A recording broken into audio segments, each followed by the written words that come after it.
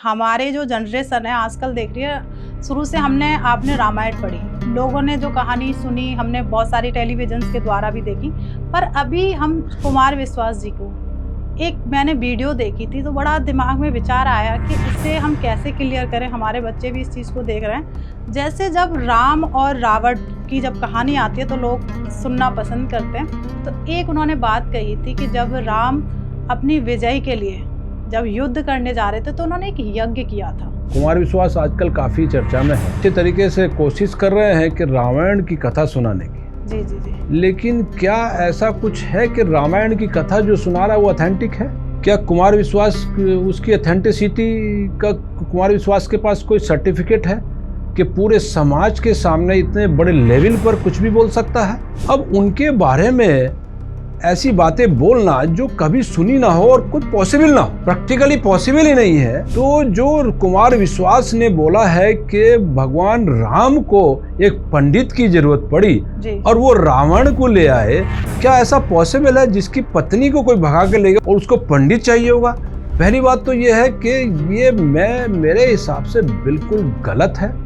तो मार्केट में जब हम गीता लेने जाते हैं तो बहुत सारी गीताएं होती हैं, तो उन पर भी थोड़ा प्रकाश डालें कि कौन सी गीता हमारी ऑथेंटिक है, कौन सी हमारी गीता है, क्योंकि गीता का नाम आते ही बहुत सारी गीताएं सामने आ जाती है। तो उस पर भी मैं थोड़ा जानना चाहूंगी। देखिए, आपने सही क्वेश्चन पूछा भारती, और ये बड़ी भ्रांतियां हैं मार्केट में। आज राइटर बहुत ज्यादा है। जी जी जी। तो मैंने एक राजा भोज का एग्जाम्पल दिया जी कि हमारी जो पुरानी किताबें हैं उसमें अगर कोई भी कुछ चेंज करता है तो उसको अपराध घोषित किया जाए। बिल्कुल। छोटा मोटा अपराध नहीं, बड़ा अपराध घोषित किया जाए। हमारे राजा भोज ने हाथ काट दिए थे जिन्होंने मिलावट करने की कोशिश की थी हमारी रामायण में, हमारी गीता में। नमस्कार दोस्तों, आपका स्वागत है एक और नए एपिसोड में। मैं हूं आपकी होस्ट, आपकी दोस्त भारती। तो जनरली अभी बहुत सारी वीडियोज ऐसी वायरल हो रही हैं जहां पे राम जी को, रावण को लेके उनकी जो कहानियां बहुत सारी हैं, उनको लेके कुछ भ्रांतियां फैली हुई हैं। और हम समाज की बात करें, समाज में किस तरीके से महिलाओं के साथ जो अत्याचार हो रहे हैं, किस तरीके से महिलाएं झांसे में आ जाती हैं। आज के एपिसोड में ये वाला टॉपिक हमने रखा है कि समाज में किस तरीके से लोगों के जो विचार चेंज हो रहे हैं, क्यों हो रहे हैं, क्या कारण है, क्या जो लोग जो अनुयायी प्रवक्ता हैं जो बता रहे हैं क्या वो सच में सच है, या जो लोग सामने प्रस्तुति कर रहे हैं कहानियां जो हमारे पुराणों से आई हुई हैं उनके बारे में जो बता रहे हैं, जो हमने रामायण में पढ़ा वो अलग था, अब जब सुनने में आ रहा है बहुत कुछ अलग है। तो उसी बात पे चर्चा करने के लिए आज हमने जो हमारे गेस्ट हैं उनको इनवाइट किया है। उनके बारे में मैं थोड़ा सा आपको बता देती हूँ। तो सर एक एडवोकेट हैं, सर एक लेखक हैं, बहुत सारी किताबें लिखी हैं, और सर ने एक ऐसा सॉफ्टवेयर बनाया है जो भगवान से डायरेक्ट कनेक्ट करता है। सर को कुछ लोगों ने नाम दिया है ब्रह्मदेव के नाम से। तो सोचा क्यों ना उनसे ही इन सारे टॉपिक्स पे बात की जाए। क्या सच्चाई है, क्या जो लोग सुन रहे हैं क्या उसमें कुछ सच्चाई है, या फिर जो लोग सुन के फिर क्या होता है, जो सुनते हैं हम उसी के पीछे चलना शुरू कर देते हैं। तो क्यों सर को हमने इन्वाइट किया, पहले हम उनका वेलकम करते हैं। एडवोकेट भूपेंद्र सिंह सर, नमस्कार सर, कैसे हैं आप? हाँ ठीक है भारती, और आपने इनवाइट किया, बहुत बहुत धन्यवाद, और सभी देखने वालों का धन्यवाद। तो आपने पूछा तो बहुत सारे क्वेश्चंस पूछे हैं, लेकिन पर्टिकुलर कोई चीज आपने मेंशन नहीं करी। जी जी सर, मैं वही उन्हीं पे ही हाँ कि पर्टिकुलर आप कौन सी भ्रांतियों की बात कर रहे हैं। बिल्कुल। हाँ। तो सर एक सबसे पहले मैं टॉपिक उठाती हूँ कि हमारे जो जनरेशन है आजकल देख रही है, शुरू से आपने रामायण पढ़ी, लोगों ने जो कहानी सुनी, हमने बहुत सारी टेलीविजन के द्वारा भी देखी। पर अभी हम कुमार विश्वास जी को मैंने वीडियो देखी थी तो बड़ा दिमाग में विचार आया कि इसे हम कैसे क्लियर करें। हमारे बच्चे भी इस चीज को देख रहे हैं। जैसे जब राम और रावण की जब कहानी आती है तो लोग सुनना पसंद करते हैं। तो एक उन्होंने बात कही थी कि जब राम अपनी विजय के लिए जब युद्ध करने जा रहे थे तो उन्होंने एक यज्ञ किया था, विजयी भव यज्ञ जिसे कहते हैं। तो कहते हैं उन्होंने बताया कि उन्होंने जामंत जी को पूछा कि एक विद्वान पंडित हमें चाहिए। तो उन्होंने कहा एक ही विद्वान पंडित है जो इस यज्ञ को पूरा कर सकता है, वो है रावण। तो क्या इसमें क्या सच्चाई है, क्या सच में रावण ने राम के विजय भव के लिए यज्ञ किया था? तो भूपेंद्र सर उस पर आपके क्या विचार हैं? देखिए, ये एक तो कुछ ही लोग जो ये कथा कह रहे हैं तो वही लोग इन चीजों को बता रहे हैं। जी। तो मैं चाहूँगा कि आपने किन का वीडियो सुना या किन के विचार सुने, तो क्या नाम था, कौन सा वीडियो, किसी का कोई ऐसा है आपके पास नाम कि जिसने ये? जी, कुमार विश्वास। अच्छा, कुमार विश्वास। हाँ, कुमार विश्वास आजकल काफ़ी चर्चा में है जी। तो क्योंकि वो काफ़ी अच्छे तरीके से कोशिश कर रहे हैं कि रामायण की कथा सुनाने की। जी। लेकिन क्या ऐसा कुछ है कि रामायण की कथा जो सुना रहा है वो ऑथेंटिक है? क्या कुमार विश्वास उसकी ऑथेंटिसिटी का, कुमार विश्वास के पास कोई सर्टिफिकेट है कि पूरे समाज के सामने इतने बड़े लेवल पर कुछ भी बोल सकता है? तो ये देखने वाली बात है, क्योंकि राम और रामायण एक दुनिया की सबसे पवित्र ग्रंथ है और दुनिया के सबसे महान राजा राम हुए हैं जी, और वो भगवान है। अब उनके बारे में ऐसी बातें बोलना जो कभी सुनी ना हो और कुछ पॉसिबल ना हो, प्रैक्टिकली पॉसिबल ही नहीं है। तो जो कुमार विश्वास ने बोला है कि भगवान राम को एक पंडित की जरूरत पड़ी और वो रावण को ले आए, क्या ऐसा पॉसिबल है? जिसकी पत्नी को कोई भगा के ले गया उसको पंडित, और उसको पंडित चाहिए होगा? पहली बात तो ये है कि ये मेरे हिसाब से बिल्कुल गलत है और ऐसा कहीं भी वाल्मीकि रामायण में नहीं लिखा हुआ है जी। और वाल्मीकि रामायण से अलग जो हमारे विद्वान हुए हैं, हमारे महर्षि दयानंद सबसे बड़े विद्वानों में आते हैं, वेदों के। जी। दुनिया में अगर वेदों की किसी ने व्याख्या करी है तो वो महर्षि दयानंद है। महर्षि दयानंद को आजकल बताया नहीं जाता या आगे उनका पाठ्यक्रम नहीं लगाया जाता। महर्षि दयानंद के बारे में मैं थोड़ा सा बताना चाहता हूँ। जी सर, बिल्कुल। फिर टॉपिक पर आऊंगा, क्योंकि टॉपिक पर लाने के लिए थोड़ा सा लोगों को विश्वास दिलाने के लिए मैं कुछ विद्वानों के विचार और रामायण की, वाल्मीकि और ये सारी एग्जाम्पल मैं आपके सामने रखूंगा। तो मैं टॉपिक के अकॉर्डिंग ही महर्षि दयानंद पे बात कर रहा हूं कि महर्षि दयानंद ने ही ये नारा दिया था, वेदों की ओर लौटो जी। तो सबसे पहली बात तो ये है कि वेद अस्तित्व में इस समय नहीं है और कथावाचक प्रोफेशनल कथावाचक है, और मैं समझता हूं हिंदुस्तान के सबसे बड़ा कथावाचक वही हुए हैं, मोरारी बापू। जी। और आज मोरारी बापू का आप हाल देख रहे हैं, कहां कहां क्या क्या वो बोल रहे हैं, पूरी रामायण की कथा ही उन्होंने चेंज कर दी है। तो जो कथावाचक है जी, उनको ये देखना होगा कि वो पब्लिक के सामने, हिंदुस्तान के सामने रामायण की व्याख्या कर रहे हैं, तो वो अपना हित ना देखें उसमें जी।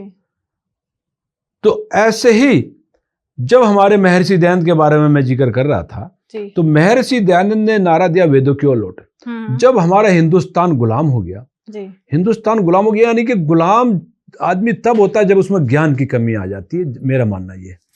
तो अब उन्होंने वेदों की ओर लौटे और उन्होंने बुक्स लिखी, सत्यार्थ प्रकाश लिखा, जो उनका बड़ा फेमस सत्यार्थ प्रकाश है। और जो सत्यार्थ प्रकाश लिखा, उन्होंने अपना प्रचार करना शुरू किया वेदों का और भारतीय संस्कृति का। तो 1857 की क्रांति आई। आज पूरे हिंदुस्तान में ये नहीं बताया जाता कि हिंदुस्तान 1857 की क्रांति किनके द्वारा आई थी, या प्रेरणा स्रोत कौन थे, या मेन क्रांतिकारी कौन थे, या किनके विचारों से वो क्रांति आई थी। वो महर्षि दयानंद के विचारों से क्रांति आई थी। तो महर्षि दयानंद के विचारों से क्रांति आने के बाद, 1857 की क्रांति आने के बाद, उसके बाद पूरी दुनिया हिल गई थी। पूरा हिंदुस्तान में एक ज्ञान की क्रांति आ गई थी। जब ज्ञान हुआ तो क्रांति आ गई। जैसे ज्ञान होगा तो वो गुलाम नहीं रह सकता, वो क्रांति करेगा। तो ऐसे ही जब महर्षि दयानंद ने क्रांति आई, उसके बाद जब हम आजाद हुए तो आजाद हुए तो फिर स्कूल खुले। स्कूल खुले तो आपने देखा होगा, शुरू में केवल डीएवी स्कूल खुले जी। दयानंद एंग्लो, उनका महर्षि दयानंद डीएवी का दयानंद एंग्लो वैदिक स्कूल के नाम से खोले गए। वो संस्था बनी।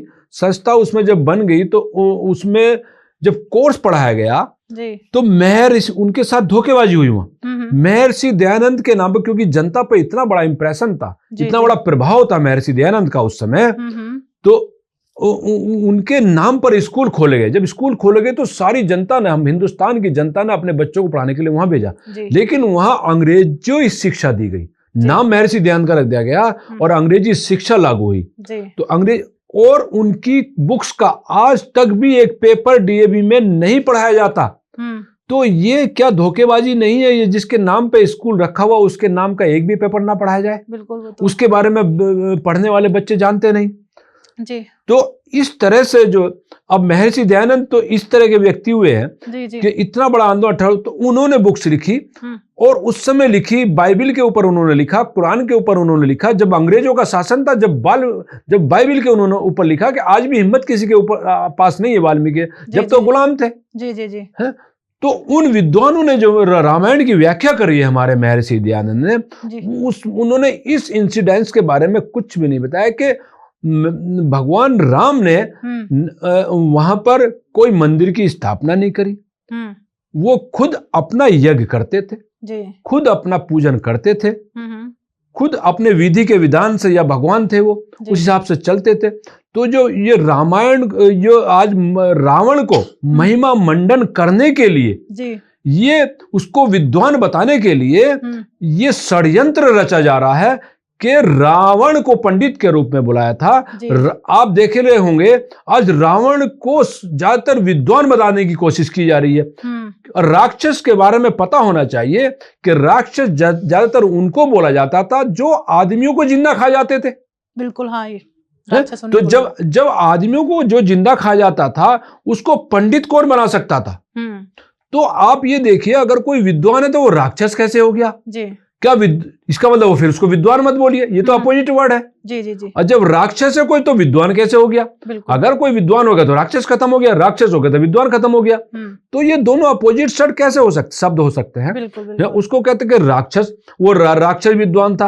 अरे भाई, वो एक अत्याचारी राजा हो गया था जी, भयंकर अत्याचारी राजा हो गया था, जिसने अपने 100 पुत्र मरवा दिए हों, जिसने अपने भाई मरवा दिए हों। तो आज आप देख रहे हैं जैसे जेलेंस्की हो गया जी, है ना, क्यों उसको कुछ नहीं दिखाई दे रहा, बिल्कुल, है ना, अपने स्वार्थ में। ऐसे ही रावण था, तो आप उसको कैसे, क्या जेलेंस्की को विद्वान बताओगे आज? जबकि ये खुद तो वो नहीं कर रहा, अपने देश के लिए ही स्वार्थ कर रहा, वो तो खुद ही अत्याचारी था। जी जी जी। हजारों बलात्कार रावण के नाम पर है, तो वो तो अत्याचारी था। जिसको देख ले तो वो अत्याचारी, तो वो कैसे विद्वान हो गया? वो कैसे पंडित हो गया? यानी कि ये कैसे पॉसिबल है जिसकी पत्नी को कोई ले गया हो उसको पंडित बनाएगा अपनी पूजा में लाके? क्या उसका खून नहीं उबलेगा? क्या उसकी तलवार नहीं निकलेगी? ऐसा कैसे हो सकता है? तो ये बिल्कुल गलत है, ये भ्रांतियां न फैलाई जाए। और रावण को जो विद्वान बताने की कोशिश की जा रही है, ये भारतीय संस्कृति पर हमला है। हमारे एक राजा भोज हुए हैं, जी जी बिल्कुल। राजा भोज जब देखा कि कुछ लोग रावण जो रामायण है हमारी जी जी, या और शास्त्रों के लिए नकली शास्त्र लिख रहे हैं, हाँ, और उनके नाम पर लिख रहे हैं, तो राजा भोज ने उनके हाथ कटवा दिए थे जब गलत जानकारी उन्होंने उसमें लिखी। ये लिखा हुआ है हमारे पास। मैं ये देखिए किताब लेकर आया हूं, ये महर्षि दयानंद की बुक्स है। हाँ हाँ। महर्षि दयानंद ने सब चीज लिखी हुई है। इससे ऑथेंटिक आज की डेट में, आज के दिन में कोई विद्वान नहीं है, कोई किताब इनसे ऑथेंटिसिटी नहीं है। पूरी दुनिया इनको मानती है। बिल्कुल सही बात है, इनको तो है। तो इसमें लिखा हुआ है, तो इसका प्रूफ मैं आपको दिखाऊंगा कि महर्षि दयानंद ने उसमें केवल पूजा लिखी है, और उन्होंने साफ बताया है कि उन्होंने कहीं पर भी उस समय कोई उन्होंने शिवलिंग की स्थापना नहीं करी है। शिवलिंग की स्थापना जिन्होंने की है तो वो उन्होंने लिख दिया है इसमें कि शिवलिंग की स्थापना किसने करी है।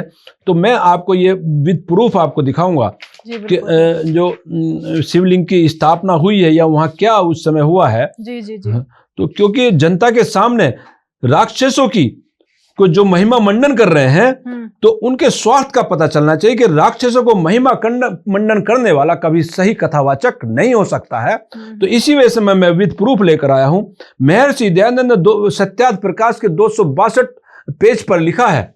जी सर, क्या लिखा हुआ? तो इसमें ये श्लोक उसमें लिखा, वाल्मीकि रामायण लंका कांड का लिखा हुआ, अत्र पूर्व महादेव प्रसाद करो दिव्य भी सेतु बंधु इति विख्यातम। जी।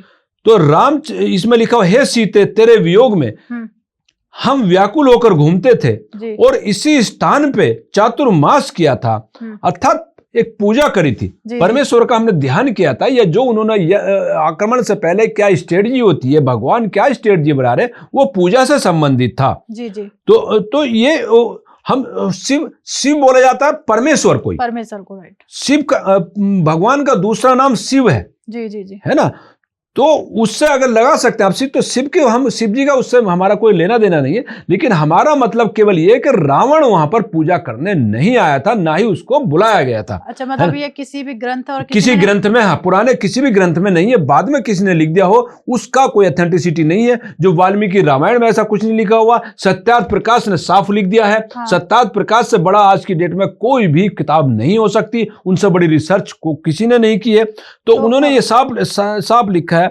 तो यह सेतु हमने बांध कर, उन्होंने ये कहा, जो सर्वत्र व्यापक देव महादेव परमात्मा, उसकी कृपा से हम सबको यह सब सामग्री यहाँ प्राप्त हुई। जी जी और देख, यह सेतु हमने बांधकर लंका, यानी कि जब हमारे भगवान राम सीता को लेकर आते हैं तो वो अपनी वृतांत सुनाते हैं कि भाई हम ऐसे इस रास्ते से गए। और जब रामेश्वर आता है तो रामेश्वर को बताते हैं कि यहाँ हमने इस तरह, यहाँ पर सारी हमने योजनाएं यहाँ पर बनाई। अच्छा, जो राम सेतु बना, हाँ, जब राम सेतु बनाया तो सारी योजना हमने वहां बनाई, पूजा भी हमने वहां करी, या जो भी उन्होंने प्लानिंग बनाई उसका मतलब है।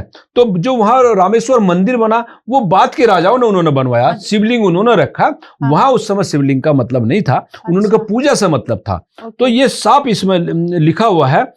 तो ये तो और भी कई बुक्स में लिखा हुआ है।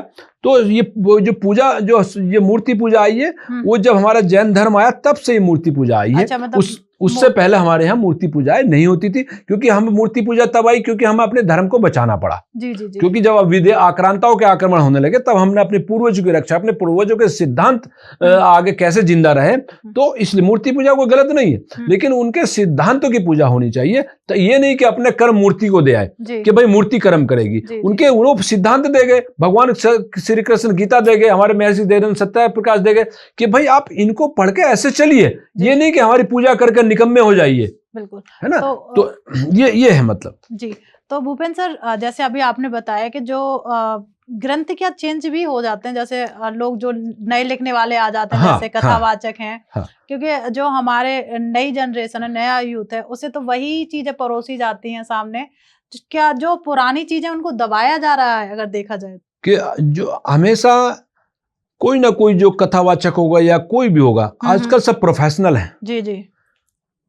तो वो ऐसी कोई बात कहेंगे कि भगवान राम थे, भगवान राम तो उसको जो उनकी पत्नी को ले गया उठा के, उसको पंडित बना सकते थे। कि हमारे दुश्मन का भी देखिए कि रावण का जो रामायण काल का जो दुश्मन है वो भी कितना विद्वान है। इस तरह से कह रहे, आपको शर्म नहीं आई ये बातें कहते होते? एक राक्षस हमारी माता को उठा कर ले गया, आप उसका महिमा मंडन कर रहे हैं। तो ये सोचने वाली बात है। तो हमारी जो पुरानी बुक्स हैं, आज हर आदमी इस आधुनिक युग में आगे बढ़ने की कोशिश कर रहा है, लेकिन मेहनत करना नहीं चाह रहा, शॉर्टकट अपना रहा है, रिसर्च नहीं करना चाह रहा कि हमारे वेदों में क्या लिखा हुआ था, हमारे पूर्वज क्या कह के चले गए। शासन करने वाली शक्तियां हैं, वो चाहती है कि भारत का जो जनता है उसको जो सही जानकारी हटा दी जाए और अपना शासन स्थापित कर लिया जाए। क्योंकि आज की जो शासन पद्धति है, जो शासन करना वाले जो लोग हैं, वो शासन करने वाले ऐसी योजना बनाते हैं ताकि एक निगेटिव न्यूज फैले और एक को पॉजिटिव लगे और एक को निगेटिव लगे, तो दो ग्रुप बन जाए, दो ग्रुप बनने के बाद वो शासन हम उनमें कर सके। जी बिल्कुल, है ना। एक को भड़का दिया जाता है। तो जबकि पहले जो राजा होते थे वो बड़ी मेहनत से अपनी ताकत के बल पर जब शासन करते थे, आज केवल एसी के कमरों में बैठकर शासन कर लेते हैं, ये लोकतंत्र है। और फिर वो राजा से भी ज्यादा पावर ले लेते हैं। आज के लोकतांत्रिक जो राजा हैं,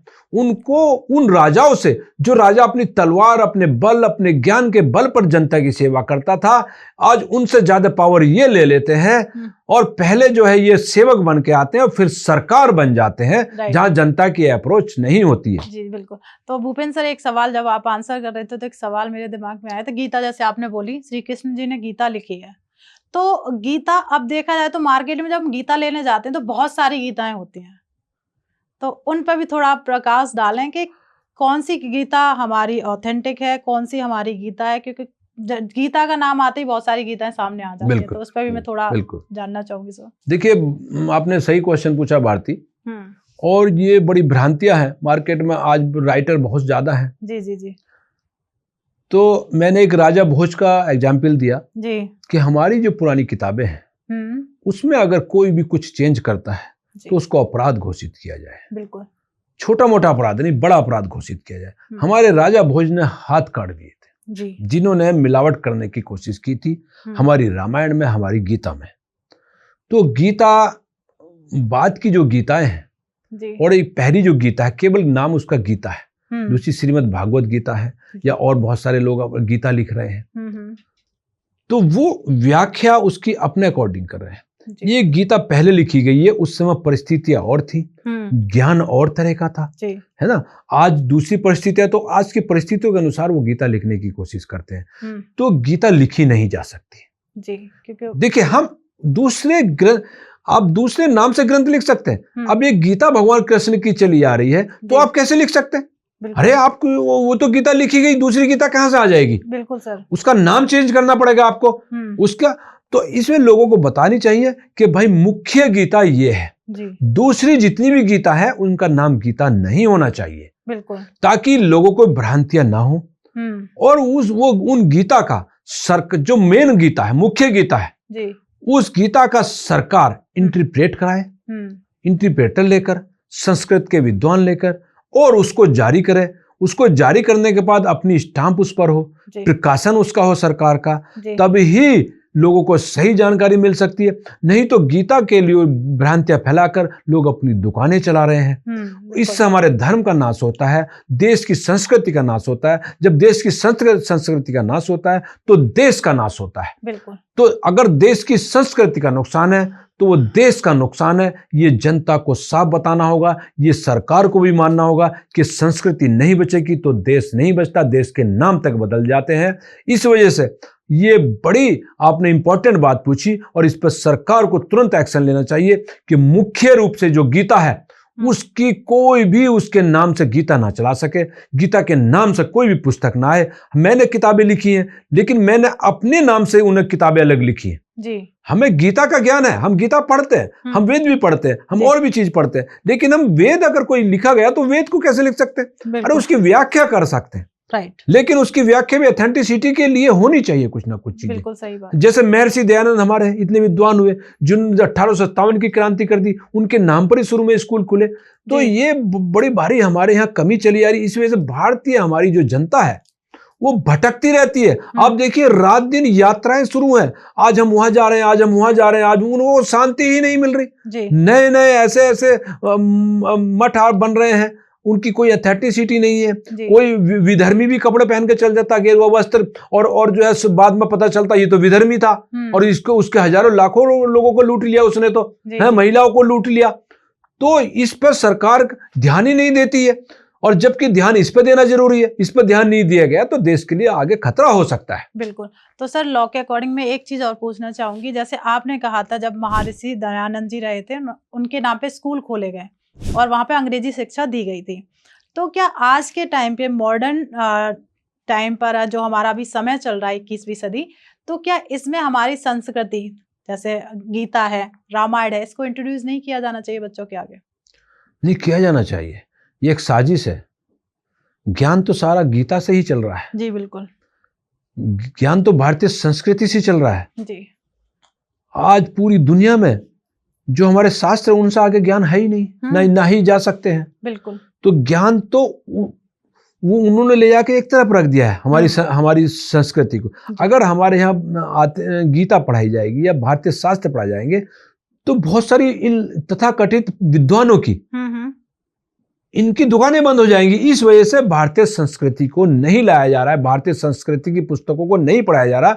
जो ओरिजिनल चीजें हैं उनमें जनता में अज्ञानता रखी जा रही है ताकि वो रात दिन भटकती रहे जी। और समाज में क्रांति ना आ सके, देश के बारे में उनको बरगलाया जा सके और अपना शासन किया जा सके। जो नेता हैं वो बरगला के शासन करने की कोशिश करते हैं, सही ज्ञान देने की कोई कोशिश नहीं करता। आज भटक रही है जनता। क्योंकि अगर हमारा शिक्षा, हमें संस्कृति की, हमारी अपने जो भारतीय संस्कृति रही है उसकी शिक्षा मिलना शुरू हो जाए, तो आजकल आपने भी देखा होगा कि महिलाएं इतना नहीं सोचती हैं। जहाँ देखा कि इधर से किसी ने कुछ कह दिया उधर ही चलना शुरू कर देती हैं। पूरी फैमिली को, आपको भी पता है, मैं भी हूँ, कि पूरी फैमिली को फोर्स करती है कि हमें इन्हीं को ही मानना चाहिए, यही इन्होंने जो कह दिया वो सत्य है। तो उस पे आपके क्या विचार हैं सर, कि ऐसा होना चाहिए या फिर हमें स्कूल से अगर हमें ये शिक्षा मिलना शुरू हो जाए तो हम भ्रांतियों में ही ना फंसे? आपकी बात ठीक है, लेकिन स्कूल में जो शिक्षा है उसका नाम ही गलत है। शिक्षा क्या होना चाहिए सर? शिक्षा का मतलब तो संपूर्ण ज्ञान है जी, राइट। शिक्षा का मतलब ये नहीं है कि उसके बाद भी वो भटक रहा है। शिक्षा का मतलब है शास्त्रों का ज्ञान। राइट। ये तो टेक्निकल शिक्षा है, बिल्कुल, है ना। तो ये क्या, भारतीय संस्कृति में पहले सभी तरह की शिक्षा दी जाती थी। कोई भारतीय संस्कृति में बेरोजगार भी नहीं होता था जी। आज बेरोजगारी कभी खत्म नहीं कर सकते ये, क्योंकि शिक्षा ही गलत है जी। आज इस तरह से बता दिया गया कि जैसी बच्चा जाता उसको ABCD सिखाई जाती है, उसको अमेरिका की राजधानी का नाम सिखाया जाता है जी। लेकिन वो क्या है, वो कैसे काम करेगा, उसका जन्म क्यों हुआ, उसकी मृत्यु क्यों हुई, हम भगवान कृष्ण से कैसे बात होगी, भगवान राम से कैसे बात होगी, भगवान से कैसे बात होगी, भगवान क्या है, मैं क्या हूं, अरे हम तो कुछ दिनों के लिए आए हैं चले जाएंगे। ये ब्रह्मांड किसने बना दिया, ये ब्रह्मांड को कौन चला रहा है ना। फिर क्या एक व्यक्ति दूसरे व्यक्ति को अंधकार में रखकर और अपनी दुकानें चला सकता है? क्या एक आदमी को ज्यादा ज्ञान हो सकता है?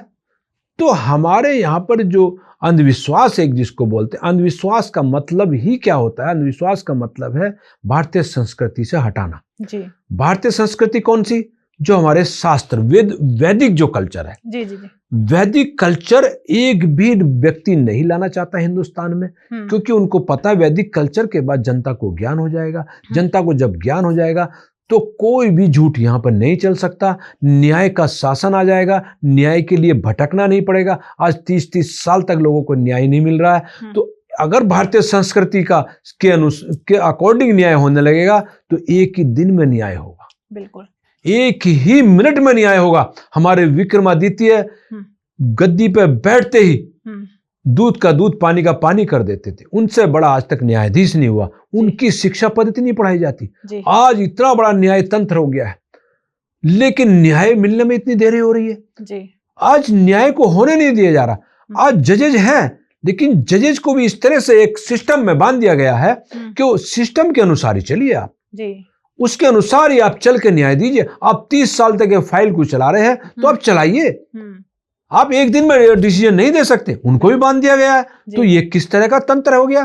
तो जबकि न्याय चाहिए और संपूर्ण न्याय चाहिए। बिल्कुल। आज जब इसकी न्याय की बात आई तो मैं आपको थोड़ा सा बता देना चाहता हूं जी सर। देखिए, आज जितने भी डिसीजन आ रहे हैं जी, या जो कानून में बदलाव आ रहे हैं, या जो हमारे आजादी के बाद जितने बदलाव आए जी, तो जज्बातों में कानूनों की व्याख्या की गई। जबकि कहते हैं कि कानून में जज्बात नहीं होने चाहिए। आंखों वो पट्टी बांध दी जाती है, जब जो हमारे सिंबल है न्यायपालिका का, कि जिससे वो जज्बात ना आ सके। लेकिन आप देखेंगे ज्यादातर निर्णय जज्बातों के पे आ रहे हैं। जज्बात बेस पर निर्णय आ रहे हैं। न्याय बेस पर निर्णय होने चाहिए और ना कि संख्या के आधार पर। अगर किसी की संख्या ज्यादा है तो अगर वो गलत काम कर रहे हैं तो उनके खिलाफ कोई निर्णय ही नहीं आ रहा। अरे उनकी तो संख्या ज्यादा है, बवंडर हो जाएगा, बवाल हो जाएगा। तो ये सारी चीजें, ये जब ज्ञान की कमी है, इसी वजह से उनको डर लगता है कि सत्य से कभी देश को खतरा नहीं हो सकता अगर आप सत्य बोलोगे तो जी। बिल्कुल। अगर झूठ जितना सत्य को दबा कर रखोगे, उससे वो ज्यादा खतरा है देश के लिए। तो हमारा यही कहना है कि सत्य पर आधारित न्याय व्यवस्था जनता को चाहिए। जब तक संपूर्ण न्याय जनता को नहीं मिलता, जब तक आजादी हमें अधूरी है जी। तो एक चीज और भूपेंद्र सर, जैसे भ्रांतियों की बात चल रही है, तो जैसे स्कूल आया, हमने स्कूल्स को लेके बात की कि उन्होंने किस तरीके से शिक्षा को चेंज किया। तो अगर मान लें हमारे जो इतिहास पढ़ाया जाता है आज भी हमारे यहाँ पे इंडिया में, तो जो हमारे वीर रहे थे उनको कहीं ना कहीं कम दिखाया जाता है और जो आक्रमणकारी रहे थे उनको महान बताया जाता है। तो क्या ये हमारे जनरेशन को शिक्षा देना सही है या इसे बदलना चाहिए? हाँ, नहीं, वो तो सभी की कर रहे हैं कि बदलना चाहिए। असल में हुआ क्या, हमारे यहाँ जो व्यवस्था थी जी, वो पहले राजशाही व्यवस्था थी, उसके बाद लोकतांत्रिक व्यवस्था आई जी। अब जब लोकतांत्रिक व्यवस्था में हिंदुस्तान उसमें अभी ढल नहीं पाया है, कि जिन्होंने जो लोकतांत्रिक व्यवस्था जो लेकर आए जी, तो वो अपने अनुसार इस तरह से लेकर आए ताकि उनका शासन रहे। और जो यहाँ के राजा थे, जो भगवान के द्वारा एक नेचुरली राजा थे, किसी पर कब्जा करके, या देश के जो राजा होते थे नेचुरली या प्रतिभाशाली होते थे। आज तक हमारे हिंदुस्तान का कोई राजा अत्याचारी नहीं हुआ और कोई निकम्मा राजा नहीं हुआ, और उसको संपूर्ण ज्ञान वाले को बैठाया जाता है, क्योंकि हमारे यहाँ सिस्टम थे कि राजा गुरुकुल से निकलकर शास्त्रों का ज्ञाता और सबसे बड़े शक्तिशाली होता था। तो उस तरह की जो गुण आज के नेताओं में हो नहीं सकते, तो इन्होंने लोकतांत्रिक व्यवस्था लिया है ताकि उनको हटाया जा सके। और फिर वोट बैंक व्यवस्था बना दी। वोट बैंक व्यवस्था ऐसी बना दी, उनको ज्ञान से काट दिया। वो भटक रही है, वो जैसा कह देते हैं वो उन्हीं की मान लेते हैं। तो इस तरह से जो हमारे यहाँ ये शासन आया है, तो लोगों को अभी लोकतांत्रिक व्यवस्था की जानकारी नहीं है। आज पूरे दिन कोई भी एक स्टेटमेंट राजनीतिक पार्टी का बोलता रहता है, सारा दिन जनता उसको सुनती रहती है। वो झूठ है या गलत है, उसे कोई रोकने वाला नहीं है। बिल्कुल। और उसको राजा से भी ज्यादा पावर एक दी जाती है। तबकि जो राजा हुए हैं या जिन्होंने, यानी कि भारत में इतनी लड़ाइयां लड़ी गई हैं, तो आप इसकी पूरे भारत की मिट्टी जिंदे खून से सींची हुई है जी। इतनी लड़ाइयां लड़ी, इतना खून लोगों ने बहाया है। आज आप उनका नाम नहीं सुनेंगे, क्योंकि उनको डर लगता है अगर उनका नाम हम आगे लेकर आएंगे तो हमारा शासन चला जाएगा। दूसरे लोग ऐसा बना दिया, उनके खिलाफ जिनके पीछे वोट बैंक है उनको खड़ा किया जा रहा है जी। तो ये लोकतांत्रिक व्यवस्था इस तरह से की गई है ताकि प्रतिभा को दबाया जाए। प्रतिभा को दबाकर, और जो संख्या बेस है क्योंकि वोट चाहिए, तो संख्या बेस वोट बढ़ाकर उनको आगे करके उनका ही महिमा मंडन किया जा रहा है। तो ये लोग इस वजह से मूल्यों का ह्रास हो रहा है जी। तो उनको डर लगता है। तो इसमें जबकि ट्रुथ व्यवस्था होनी चाहिए कि भारत की जो जनता है वो कभी अपने राजा के खिलाफ नहीं हुई जी। और ना ही किसी राजा ने ऐसा काम किया तो ताकि कभी उसके खिलाफ हो जाए जी। तो जब तक जो राजा का मतलब यह है कि भारतीय संस्कृति पर आना राइट, किसी का महिमा मंडन नहीं, कि वो भारतीय संस्कृति पर आना और उसको लाकर एक पूरी जनता को उस पर चलाना जी। तो ये कोशिश होनी चाहिए, ताकि ये नहीं कि कोई भी नेता बनकर जो बोल रहा है। एक ये आपने देखा होगा, सजा याफ्ता जिनको सजा हो चुकी है वो भी राजनीतिक पार्टियों के अध्यक्ष बने हुए, और वो जो स्टेटमेंट देते हैं उनका चला रहा है, यानी कि जनता उनकी सुन रही, वो तो भूल गई। अरे भाई, तो मतलब क्या हो गया कानून का? फिर देश तो वही चला रहे हैं। तो कोई ऐसी व्यवस्था आनी चाहिए तो ताकि लोग उनके बारे में ना सुन सके जिनको कानून ने रिजेक्ट कर दिया है जी। तो जैसे हम धर्म को लेके मैं बात करूं सर, तो अगर इतिहास में जो आक्रमणकारी रहे थे उनको महान बताया गया, और पहले महिलाओं पे अत्याचार होता था, आपने भी देखा होगा, बहुत सारे रहे हैं, अकबर भी, और आपके तैमूर जी के बारे में बहुत सुना है कि तैमूर बहुत खतरनाक था और औरतों पे बहुत अत्याचार करता था। वही इतिहास पढ़ पढ़ के आज जो मुसलमान धर्म है, वहां पे देखो लड़कियों को प्यार में फंसा के ले जाते हैं और फिर वो सूटकेस में मिलती हैं। बहुत सारी न्यूज भी आपने देखी होगी। वो अपने जो उनके अनुयायी रहे उनको फॉलो कर रहे हैं, और हमारे हिंदुत्व में आज राम नाम रखने में भी लोग डरते हैं। हाँ, तो ये सरकार ने इस तरह का माहौल बनाया जा रहा है ताकि भारतीय संस्कृति को समाप्त करने का ये षड्यंत्र है।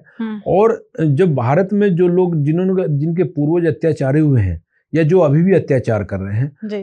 तो उन्होंने एक ऐसा तंत्र बनाया हुआ है कि हम गलत काम करते ही गंगा जमुना तहजीब का नाम ले देते हैं। यानी कि हिंदुस्तान जो यहाँ के भारतीय संस्कृति को जो मानते हैं, जिनको हिंदू आप लोग या हिंदू कहते हैं, जो भारतीय है, तो उनको कहते हैं जैसे अपराध वो करेंगे, इनको कह देंगे गंगा जमुना तहजीब पर रहना चाहिए, यानी कि आप उनको मारिए मत, वो जो अत्याचार कर दिया। इस तरह का टीवी के द्वारा एक माहौल बना दिया जाता है। उधर से बड़े बड़े नेताओं ने बचाने आ जाते, स्टेटमेंट जारी करवा दिए जाते। तो ये स्थिति मुगल आक्रांताओं से भी ज्यादा खतरनाक है, क्योंकि जब आप एक तरफ देश को आजाद कह रहे हैं, ये बहुत इंपॉर्टेंट बात मैं कहने जा रहा हूं, एक तरफ आप देश को आजाद कह रहे हैं, और जिन मुगल आक्रांताओं ने हमारे देश पर अत्याचार करके बलात् कब्जा किया था, तो उन्होंने जब अत्याचार औरतों पर किया था, तो आज उन्हीं की औलादें ज्यादातर सूटकेस में बंद कर रही हैं औरतों को। तो किस बात का हम ये हिंदुस्तान आजाद है?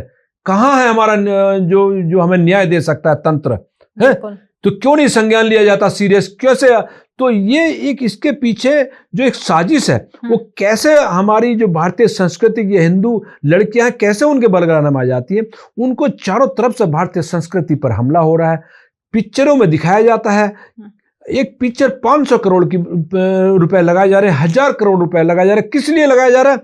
ताकि कैसे लड़की को पटाया जाए, कैसे लड़की को घर से भगाया जाए, कैसे एक भारतीय संस्कृति को मानने वाली लड़की को भगाया जाए। तो इस तरह से उनको सिखाया जाता है। और इस तरह से जब वो रात दिन उन्हें बच्चे देख रहे हैं तो सामने कोई बच्चा आता है, कोई लड़का आता है, तो वो उस तरह से उसको रूप में देकर वो उसके साथ भागने की कोशिश करती है। उसके बाद अगर वो भागती है, उसके माँ बाप रोकते हैं तो कानून उसको रोकने आ जाता है। ये देखिए, इससे बड़ा अत्याचार कोई नहीं हो सकता कि एक लड़की अगर जा रही है किसी के साथ भाग रही है तो उसको प्यार का नाम देकर, उसकी स्वतंत्रता के नाम देकर ये स्वतंत्रता नहीं हो सकती। अगर कि कोई लड़की को फंसाकर गलत जानकारी देकर और उसको ब्रीफ केस में उसके टुकड़े मिल रहे हैं, ये किस बात की प्यार की स्वतंत्रता हो गई? ये बड़ा भारी, ये भयंकर अत्याचार है, बड़ी भारी साजिश है। इसको साजिश के रूप में लेना चाहिए। और ये देखिए, एक मुस्लिम धर्म है, एक हिंदू धर्म है। हिंदू धर्म के संस्कार अलग है, मुस्लिम धर्म के संस्कार अलग हैं, उनकी पद्धति अलग है। उसमें अलग तरह से बिल्कुल पद्धति बताएगी कि आपको कैसे करना है।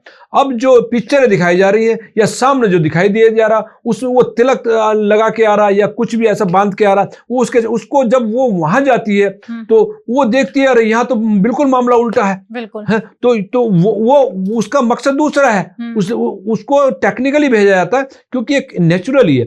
हम मेल और फीमेल को नेचर ने ये बनाया है क्या, ताकि उसकी दुनिया चलती रहे कि वे एक दूसरे के प्रति अट्रैक्ट हो जाते हैं। लेकिन एक प्री प्लान आ रहा है, तो ये देखना होगा कि वो किस रूप में ट्रेंड होके आ रहा है। तो वो ट्रेंड होके आते हैं, वो अत्याचार यूं करते हैं, यानी कि जो आक्रांताओं से भी भयंकर वो ट्रेंड है। और जो हमारे जैसे आज जो तैमूर हुए, तैमूर ने दुनिया में 2 करोड़ लोगों का कत्ल किया है। जी बिल्कुल, और इतिहास में लिखा, और किसी और ने नहीं बताया। तैमूरी के हिंद वो खुद लिख के गया, इसमें सारा लिखा। तैमूरी के हिंद नेट पर देख सकते हैं, उसकी खुद की पुस्तक लिखी हुई है। लोनी हमारे दिल्ली के पास का जो स्थान है, लोनी में 1 लाख हिंदुओं का सिर काट कर तैमूर ने स्तूप बनाया था जी।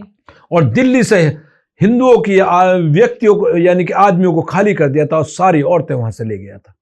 तो तैमूर वो शासक रहा है। आज पूरा इंटरनेट भरा पड़ा है। और तैमूर की मैं कहानी बताना चाहता हूं। तैमूर के जो फादर थे वो उज्बेकिस्तान के हिंदू थे। अच्छा। उज्बेकिस्तान के आर्य थे। उनको अरब से जो मुस्लिम धर्म का प्रचार कर रहे थे, उन्होंने उनको मुसलमान बनाया। उसके द्वारा जो ये तैमूर उनका बेटा था, तो तैमूर को जो उसने इस्लाम की तलवार दी, या जब मुस्लिम शिक्षा दी गई, या शासन करने की या दूसरे देश पर कब्जा करने की शिक्षा मैं मानूंगा उसको, वो धर्म की शिक्षा नहीं हो सकती, तो उसको धर्म का रूप देकर उसको शिक्षा दी गई। तो तब उसने तलवार उठाकर लगाकर अफगानिस्तान और सारे देशों में, ये ईरान, इराक, इन सब में कत्लेआम करता हुआ भारत में आया। और सब जगह उसने मुसलमान बना दिए और 2 करोड़ लोगों के लगभग उन्होंने लोगों का कत्ल किया। और तब इतना मुसलमान उस समय बना है। तो ये मेरा किसी की धार्मिक भावना को ठेस पहुंचे, लेकिन ये षड्यंत्र उजागर करना जरूरी है, क्योंकि लोग तैमूर को भी महिमा मंडन करने जा रहे हैं। लेकिन वो उन पूर्वजों के बारे में सोचिए, जिन पूर्वजों ने अत्याचार सहकर आपको जिंदा रखा है। और उन जो हमारे पूर्वजों पर जिन्होंने अत्याचार किया है, और उनको महिमा मंडन कैसे हम सहन कर सकते हैं? ताकि अब उनकी तो पद्धति वो सक्सेस हो गया, उनका आक्रमण है, ताकि उनका तो नाम महिमा मंडन आज हो रहा, जो हमारे पूर्वजों ने जो खून की नदियां बहाई गई और इतना कत्ल हुए, इतने सारे 1-1 लाख लोगों के सर काट दिए गए क्योंकि वो मुस्लिम नहीं बने, तो उन लोगों के 1 लाख सर काट दिए। तैमूर की ये कहानी तैमूर के हिंद में हमने जैसे पढ़ा है तो उसमें लिखा हुआ है।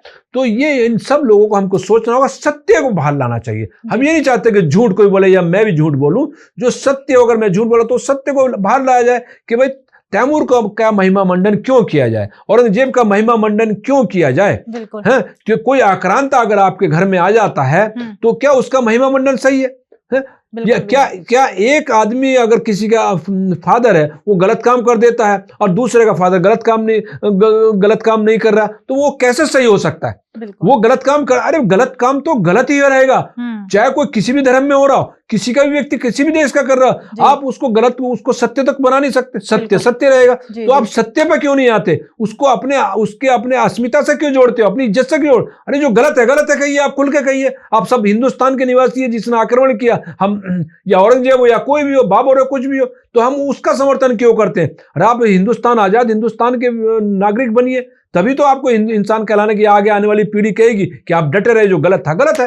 बिल्कुल सही बात है, गलत के खिलाफ हमेशा बोलना चाहिए। जैसे हाँ। अभी आपने तैमूर की कहानी बताई कि उनके पिता हिंदू थे, यस। तो कहीं ना कहीं उनका माइंड पूरा चेंज किया गया, यस। मुस्लिम धर्म में परिवर्तित हाँ, किया गया। हाँ, यस। तो ऐसे ही अगर मान लेते हैं, जो हमारे प्रवक्ता हैं, जो हमारे कथावाचक हैं, जो हाँ। हमारे इतिहासकारक रहे हैं, हाँ। जिन्होंने लिखा है, तो कहीं ना कहीं वही साजिश फिर से चलती हुई आ रही है कि जो गलत लोग हैं उनको महान बताया गया है, जो अच्छे लोग हैं उनको थोड़ा डाउन। यस। जैसे आज रावण को महिमा मंडन करने की कोशिश की जा रही है, तो ऐसे ही पहले कोशिश करके हमारे भारत को गुलाम बनाया गया था। तो गलत जानकारी देने वालों पे तुरंत एक्शन होना चाहिए, तुरंत रोका जाना चाहिए, और सरकार को लिस्ट जारी करनी चाहिए कि ये बुक्स ऑथेंटिक है, ओरिजिनल बुक्स है, नहीं तो ये कथावाचक या और जो भी कहानी सुनाने वाले हमारी जनता को बरगलाते रहेंगे, भारतीय संस्कृति का नुकसान करते रहेंगे। तो आपने बहुत अच्छा क्वेश्चन पूछा। तो हमारी डिमांड यही है कि सरकार से और जनता से भी कि आप भटके ना।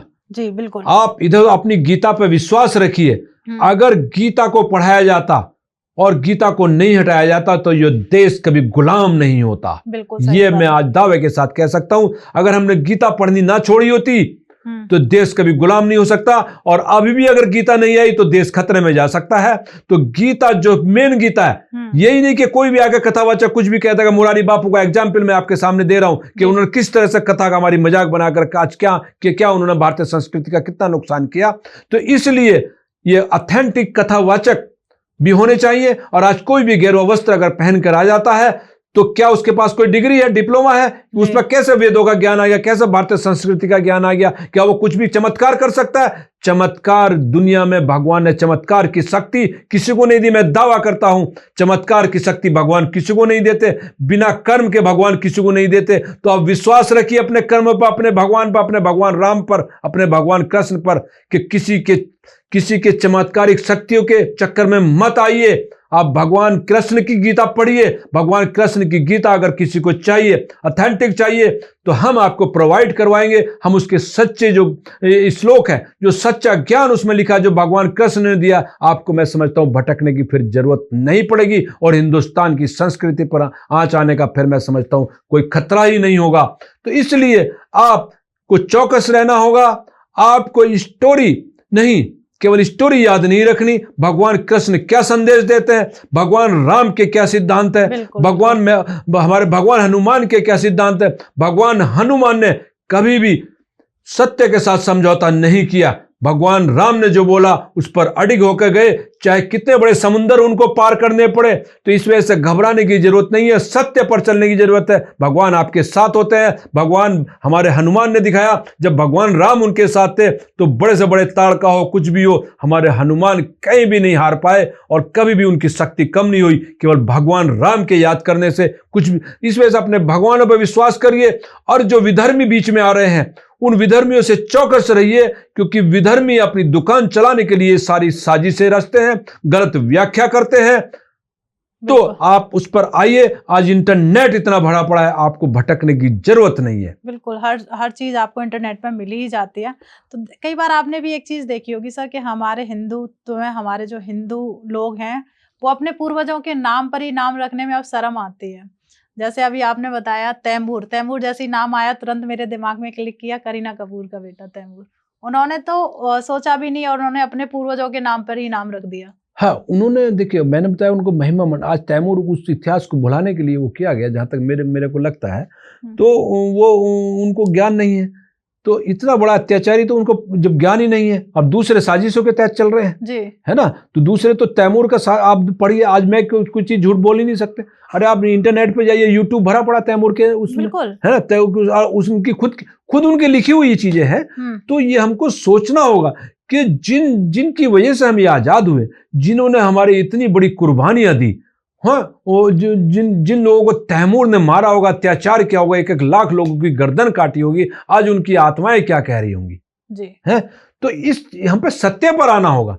तो मैं यही कहूंगा फिल्मी करीना कपूर की या कोई भी, कि सत्य पर आप आइए, और सत्य पर जो है कभी झुटलाया नहीं जा सकता। आप नाम रख सकते हैं, कोई दिक्कत नहीं है, लेकिन सत्य को कैसे हटाओगे आप, बिल्कुल, है ना। तो सत्य पर आना चाहिए। जिसने जो गलत काम किया बोलिए, खुलकर बोलिए, कोई प्रॉब्लम ही नहीं है। भूपेंद्र सर, आपने भी देखा होगा कि कहीं पे भी जो हमारे कथावाचक होते हैं, जो हमारी जो महिलाएं होती हैं, बहुत जल्दी से यकीन करती है, ट्रस्ट करती हैं।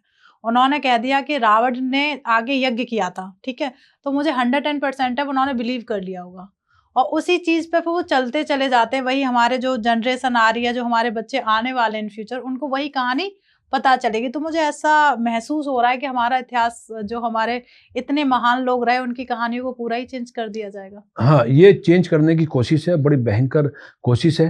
तो इसमें महिलाओं को हथियार बनाया जाता है, महिलाओं को हथियार बनाया जाता है। देखिए, कथा आप सुन रहे हैं जी, कि भगवान राम वहां पर गए, यहाँ गए, वहां गए, ये कथा होगी भगवान राम। उस कथा, मैंने बताया, वाल्मीकि जो रामायण है उसी पे विश्वास करना चाहिए। किसी कथावाचक का उसमें विश्वास का कोई मतलब नहीं है। उससे पूछा जाए, भाई हमारी जो वाल्मीकि रामायण है, केवल वाल्मीकि रामायण ही सत्य है जी। दूसरी रामायण कैसे सत्य होगी जब बाद में जिसने लिख दी है, वो तो उसी समय के है। तो दूसरी रामायण कैसे सुन लेते हैं आप? अगर कोई आपको सुना रहा है तो उससे पूछे, वाल्मीकि रामायण आप पेश करिए, तो कथावाचक भाग जाएगा। बिल्कुल है। तो कथावाचक को भी हमारे यहाँ होता है कि उसको भी भगवान का रूप देना शुरू कर दिया जाता है, उसको पूजना शुरू कर देते हैं। अरे पूजनीय केवल हमारे भगवान है, कोई और पूजनीय नहीं है। अगर कोई और पूजनीय तो आप भी पूजनीय है, क्योंकि आपको भी भगवान ने बनाया, उनको भी भगवान ने बनाया है। सही बात है, ये तो एकदम है। तो वो आप भी पढ़ सकते हैं। अरे तो ये सारी चीजें जो है, अब वो उसका विस्तार कर रहा है, वो उधर रावण को महान बना रहा है कि हमारा देखिए रामायण का पात्र भी कैसा महान है। तो ये बड़ी भयंकर गलती है।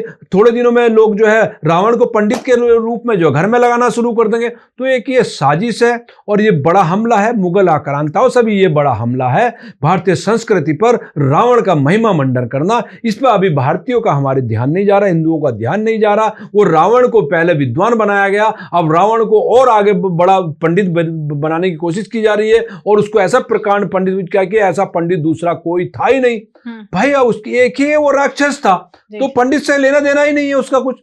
तो इसमें से आपको देखना होगा, वो पंडित नहीं था, वो राक्षस था। पंडित का मतलब संपूर्ण शास्त्र का ज्ञाता, जो गलत काम नहीं कर सकता। ज्ञाता होने के बाद भी अगर वो गलत काम करता तो वो ज्ञाता नहीं है, वो पंडित नहीं हो सकता। हमारे पंडित अगर कोई है तो वो गलत काम नहीं कर सकता। वो विद्वान है तो विद्वान रहेगा, राक्षस है तो राक्षस रहेगा। उसका राक्षस और विद्वान अपोजिट साइड है। तो मैंने पहले भी जैसे बोला, तो ये भयंकर एक अभियान किसी ने चलाया है। इस अभियान को अभी नहीं रोका गया तो आगे मुसीबत खड़ी कर सकता है, क्योंकि अब रावण नाम के सांसद भी बनकर संसद में जाने लगे हैं। तो लोगों को गलत जानकारी दी जा रही है, तो इसको तुरंत इस पर एक्शन लेना होगा और इसको करना होगा और जनता को जगाना होगा। तो मेरी तो यही गुजारिश है जनता की कि इस पर ध्यान दे कि ये एक गहरी साजिश है।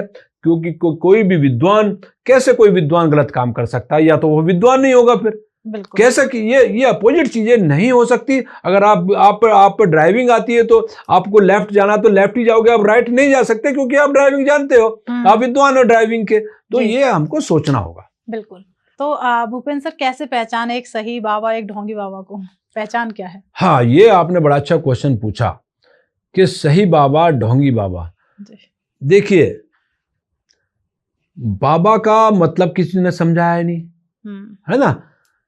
कोई भी बाबा कर्म नहीं कर रहा, कर्मों के रूप में वो ऐसा नहीं है, तो वो सही बाबा मेरे हिसाब से नहीं हो सकता।